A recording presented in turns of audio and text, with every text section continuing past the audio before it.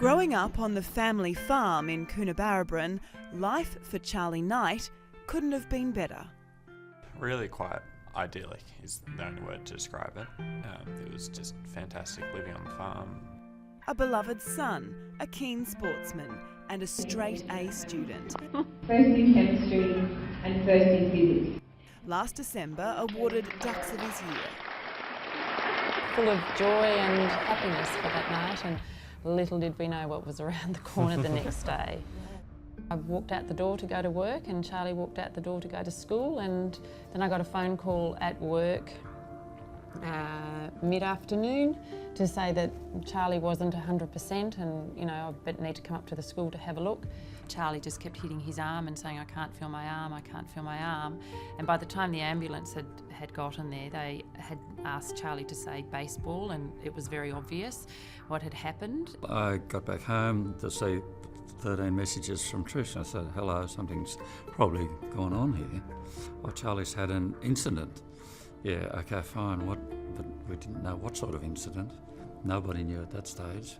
Charlie had suffered a brain hemorrhage, his life now hanging in the balance. I remember having a conversation with him, clearly on a different level, at Dubbo Hospital, and just asking him to make up his mind about staying or going. And once he'd made the decision to stay, I was overwhelmed with security, knowing that he was staying and that things were going to be okay, and that we were just in for a very long road. From Dubbo Hospital, Charlie was flown to Sydney Children's Hospital. He spent 7 hours in surgery to fix what caused the bleed and was then back in theatre with a collapsed lung. What was really good though, when Charlie started to come out of things and we knew we still had Charlie, that he was just himself. There might be some physical things that weren't working, but his brain was good. When did you know? When did you know?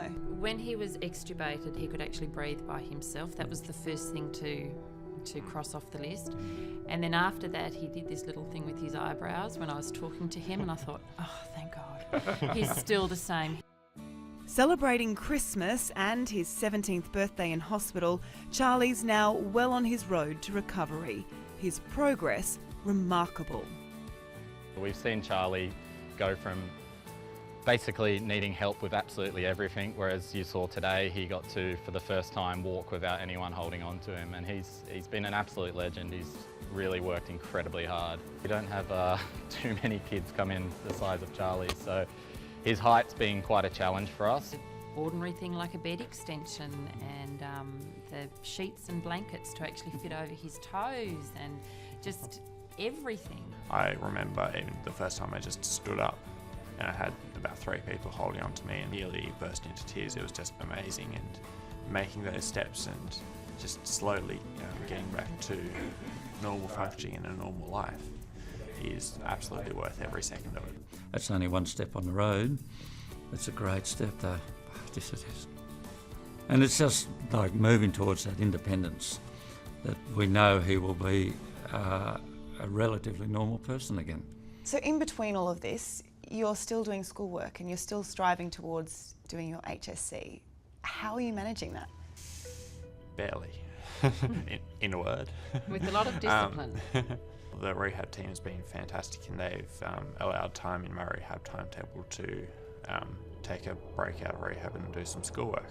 And the school's being very supportive? And the school from home has been fantastic too, helping in every way they can. What are the short-term things that you are looking forward to doing? Getting out of here, really. As much as you love the hospital. Yeah, definitely getting home, I think, and getting back to that actual normal life and seeing the dogs again, seeing the horses again, just seeing normal life at the farm again. It's by no means been a bad time here. The hospital has been fantastic in making it as good as it can possibly be, but there's no place like home. But there's no place like home. What is your message to people at home?